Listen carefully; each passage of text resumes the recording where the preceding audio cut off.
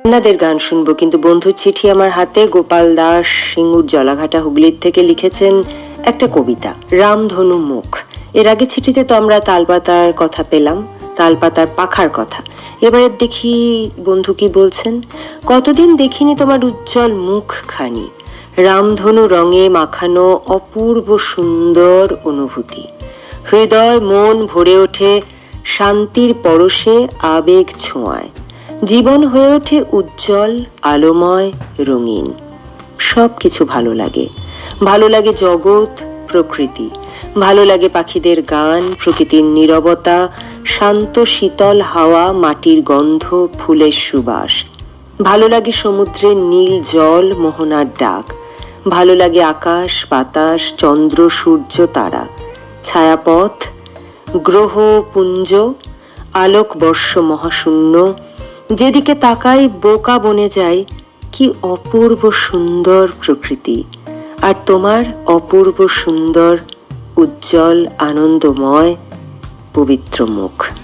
ঠিক তাই, প্রকৃতির কাছে না অনেক সময়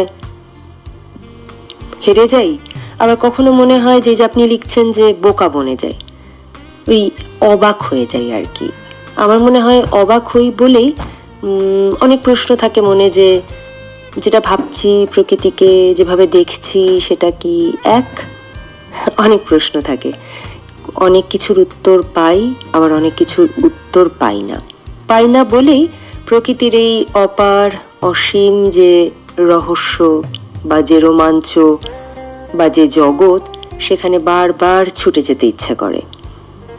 আর সত্যি তো, তার মধ্যে যদি একটা উজ্জ্বল মুখ আমরা খুঁজতে চাই, সেটা আমার প্রিয় মানুষের হোক, আমার ভালো লাগার উজ্জ্বল মুখ হোক, বা আমার ভাবনার উজ্জ্বল মুখ হোক, সেটা খুঁজতে পারলে তার মতন সুন্দর অনুভূতি বোধহয় আর কিছুতে নেই। একদম ঠিক লিখেছেন আপনি। আরো অনেক কিছু প্রকৃতির মাঝখানে আপনি খুঁজে পাবেন, পাচ্ছেনও। সেগুলো সব লিপিবদ্ধ করুন, আমরা পড়ি আর অবাক হই। মান্না দে।